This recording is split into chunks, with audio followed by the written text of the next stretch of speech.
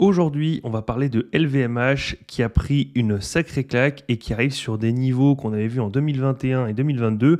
Mais on voit bien, il y a eu une superbe ascension et on voit bien que depuis 2-3 ans, on hésite. Et donc, est-ce que ça va continuer de chuter? Est-ce que ça va rebondir? Est-ce qu'on est sur une bonne valorisation? C'est toute la question que l'investisseur qui est intéressé doit se poser. Alors déjà, quand on dézoome, ce qui est clair, c'est que ça fait un petit moment qu'on n'avait pas eu un price to free cash flow aussi bas. Donc on l'avait vu ici vers 2022. On a eu quelques fois des pics, enfin des creux à un PER, un price to free cash flow de 22, 23. On voit que c'est rarement descendu en dessous. Ici, bon, en mars 2020, ce qui est logique. Et on a eu septembre 2021 et juin 2022. Mais on voit bien qu'avant, ça ne s'était pas produit depuis un bon moment, depuis juillet 2016. Donc, on peut se demander si on va continuer de descendre jusqu'à des price to free cash flow aussi bas, mais on se rend compte également qu'on fait déjà partie des price to free cash flow les plus bas qu'on ait rencontrés, puisque on voit bien que si on devait tracer une moyenne, on serait bien au-dessus de la ligne qui est en pointillé. On n'a quand même pas si souvent que ça des price to free cash flow de 22. Mais en attendant, si le marché croit que les free cash flow vont diminuer, il est normal qu'il abaisse sa valorisation et que ça soit valorisé moins cher. Si on regarde au niveau du PER, on est à peu près sur les mêmes choses, la même tendance. On voit bien qu'on n'est pas parmi les PER les plus bas, mais qu'on s'en approche quand même. On est déjà eu ici en 2018 un peu plus bas, et on avait eu l'équivalent en 2023. On était un tout petit peu en dessous, mais c'est vraiment joué sur l'épaisseur du trait. Mais un PER de 21, ça ne se voit vraiment pas souvent. Et la question c'est, est-ce qu'on va continuer de descendre parce que l'avenir est vraiment noir, ou est-ce qu'il est possible qu'on ait un rebond et que ce soit mieux valorisé dans un avenir proche? Alors, si on se demande pourquoi le prix est relativement bas, comparé à habituellement, évidemment, puisqu'un PER de 21, ça reste quand même relativement élevé, mais pour le luxe, ce n'est pas habituel, c'est tout simplement parce que LVMH est pénalisé par le ratissement du marché du luxe en Chine. Et oui, vous le savez peut-être pas d'ailleurs, puisque ça fait une décennie environ, ou 15 ans que le luxe bat tous les records, mais à la base, le luxe est un domaine cyclique et il a été drivé par un afflux massif de la Chine, tout simplement parce que la Chine, le peuple chinois s'est grandement enrichi sur la dernière décennie, sur les 2 dernières décennies, mais surtout sur la dernière décennie, et que en Chine, le luxe et surtout le luxe français fait partie des attraits, et que forcément, quand on a un marché cyclique mais qui est boosté par une super croissance d'un énorme pays qui est presque un continent à lui tout seul, puisqu'il y a énormément de population, et bien forcément, même un petit pourcentage qui est intéressé par le luxe et le luxe français, ça se ressent immédiatement. Oui, mais voilà, les ventes mondiales du groupe français ont reculé de 1% au cours du premier semestre 2024 et la rentabilité a chuté de 8%. À son tour, LVMH est rattrapé par l'essoufflement des ventes des produits de luxe. Le groupe français, qui détient les marques Louis Vuitton, Cognac, etc., avoir réalisé un chiffre d'affaires de 41,6 milliards d'euros sur les 6 premiers mois de l'année. Ses ventes mondiales sont en baisse de 1% par rapport au premier semestre 2023 et la rentabilité a chuté de 8% sur la période. Compte tenu des effets de change négatifs, la marge opérationnelle du groupe atteint cependant un niveau de 27,4%. Mercredi 24 juillet, au lendemain de la publication, ces résultats sont moins bons qu'attendus. L'action LVMH a perdu 5% à l'ouverture de la bourse de Paris. Bernard Arnault, le PDG du groupe, souligne dans un communiqué la remarquable résistance de LVMH. Oui, en même temps, il n'allait pas dire le contraire, mais c'est vrai que ça dévisse un peu moins que Kering. Il n'empêche que ça descend un petit peu, on l'a vu sur le graphique tout à l'heure, dans un climat d'incertitude économique et géopolitique. Alors si on regarde sur résultats semestriels de 2023, donc on compare 2022 et 2023. On avait donc au S1 2023, on avait 42,2 milliards d'euros de ventes et on avait 34% en Asie contre 32 en 2022. Donc on avait une croissance proportionnellement à la part, mais quand on regarde ici sur le S1 2024, on a 41,7, donc on voit déjà qu'on passe de 42,2 à 41,7. Donc c'est bien ce qui a été dit dans l'article. Et en plus, on le voit ici, l'Asie, on passe de 34 à 30. Donc on a quand même perdu 4% sur déjà un nombre de ventes qui a quand même un peu reculé. Alors ce n'est pas énormissime, mais si on recule et qu'en plus la part passe de 34 à 30, on voit quand même qu'il y a une forte régression au niveau de l'Asie. Si on compare au niveau des États-Unis, on était à 24, on est à 25. Si on le voit ici, on était 12 contre 12, 8 contre 8, 16 contre 15. Donc on a un peu reculé en Europe. Et Japon, 9 contre 7, donc on est un peu mieux au niveau du Japon. On voit donc qu'on a reculé en Europe de 1%, et de 4% pour l'Asie. On a donc un PDG qui reste relativement confiant et qui pense que ça peut relativement bien se passer, même s'il ne faut pas écarter le fait que le contexte géopolitique et économique est relativement incertain.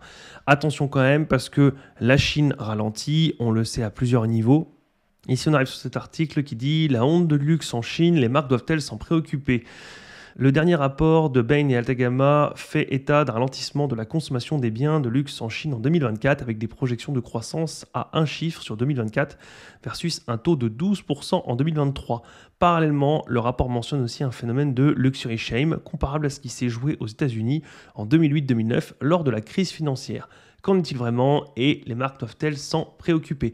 Donc je vous mettrai le lien, je vous laisserai voir pour l'article, mais globalement, on a un ralentissement qui est juste un ralentissement économique qui fait que les gens consomment moins, mais on a aussi une espèce de mode qui dit que voilà, c'est une honte d'avoir du luxe et donc forcément quand vous avez une mode en plus qui vient se greffer par-dessus, vous avez des gens qui sont préoccupés par le regard des autres, par ce que la société en dit, qui achètent moins. Et donc tout ça, tous ces éléments alignés font que forcément ça fait moins de recettes pour les sociétés du luxe et donc LVMH.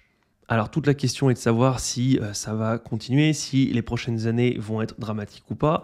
On peut aller regarder les projections, même si il ne faut pas toujours s'y fier puisque c'est pas si souvent que ça fiable. On voit ici qu'en 2023, on avait 31,29 et reporté 30 et quelques, 30,33. On passe ici à 29, donc on a bien un ralentissement, mais on remonte à 32,5 l'année prochaine. Donc on ferait une espèce de cuvette et on reviendrait à 32, donc niveau relativement comparable à ce qu'on avait avant. Et on serait parti sur une croissance puisqu'ensuite on a 35 et 40. Alors attention, ça ne veut pas dire que ces chiffres vont être réalisés, ça veut absolument rien dire puisque là c'est une projection avec les données que nous connaissons aujourd'hui, mais je le rappelle, la veille d'une pandémie, on ne savait pas qu'on allait tout confiner, la veille d'un envahissement d'un pays par un autre, on ne savait pas non plus qu'on allait avoir des tensions sur le gaz, le pétrole et une hausse de l'armement, donc ces projections sont par rapport à l'état, à la vue du monde aujourd'hui. Bien sûr, tout peut changer.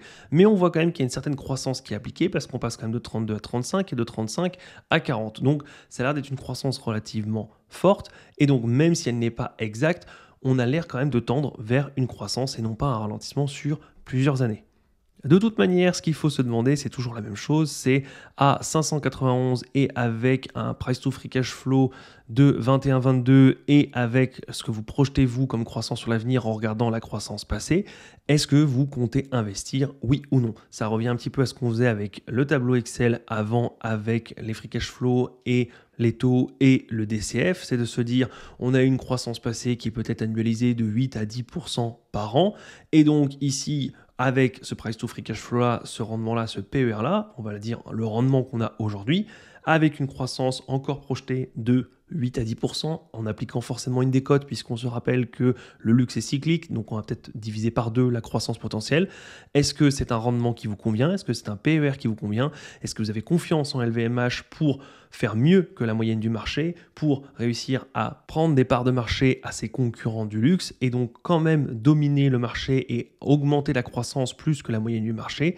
Et si oui, alors effectivement, il est peut-être bon d'investir dans cette société. Si vous avez un doute, plusieurs doutes, il vaut peut-être mieux s'abstenir et attendre de voir si le prix descend encore et si ça devient une meilleure affaire ou si vous vous écartez complètement de ce dossier parce que vous ne comprenez rien au luxe, que vous considérez que tout est sur du vent, sur un accord social et qu'une robe à 4 000 € peut très bien ne plus se vendre demain si LVMH n'est plus LVMH. Ça dépend de votre vision du marché, de votre vision du monde, de votre vision de la mode et surtout si vous avez assez confiance pour mettre votre propre argent, le capital que vous avez gagné, sur un investissement qui reste risqué. Juste avant de couper la vidéo, je vous mets là ici un autre article. Luxe, la fin d'un super cycle face au ralentissement macroéconomique. Le luxe serait-il en passe de voir le super cycle de la période 2019-2023 s'achever? Alors je trouve que moi le cycle avait commencé bien avant au niveau de la Chine, mais c'est peut-être là que ça a vraiment boosté et que ça a vraiment été significatif pour les sociétés françaises. Si depuis le début de l'année, le secteur s'en sort relativement bien, certains facteurs laissent à penser que ce ne sera pas en capacité de réitérer les performances opérationnelles enregistrées jusqu'à présent. Parmi eux, la faiblesse du rebond de la demande en Chine, la détérioration de la consommation des produits de luxe en Europe et aux États-Unis, ou encore l'atteinte d'un pic de rentabilité. Dans ces conditions, la croissance des résultats de l'industrie du luxe pourrait ressortir en net recul cette année. Au global, elle ne devrait pas dépasser 5% en 2024 contre 18% en moyenne sur la période 2019-2023 et 12% en période pré-pandémique 2015-2019. Donc on comprend bien que là, 2015-2019, 12% annualisé en moyenne, et on avait du 18% 2019-2023. Donc si vous mixez les deux, ça va vous donner quand même une performance qui est vraiment honorable. La question est-ce que ça peut continuer? Est-ce que là, 2024, ça a l'air d'être déjà joué, c'est aux alentours de 5%, mais est-ce que ça va repartir? Ou est-ce que ce chiffre-là est un bon chiffre et qu'il va continuer à se dégrader en 2025, 2026, 2027 et après? Adrien Henry, analyste chez Kepler Chevreux, présente les approches à adopter en conséquence et décrypte 3 sociétés phares du secteur, Hermès, LVMH et Kering, dans une étude que vous pouvez consulter en intégralité, 2024 Super Cycle pour le luxe. Alors, je suis allé faire un tour, c'est vraiment pas mal, il y a pas mal de choses qui sont détaillées, on voit le rebond de la demande, la progression des marges, les flux touristiques, etc. etc. Allez au moins jeter un coup d'œil, ne serait-ce que pour la culture et pour comprendre un petit peu comment sont faites les analyses, si jamais vous vous intéressez un petit peu au monde du luxe, ça peut être pas mal du tout.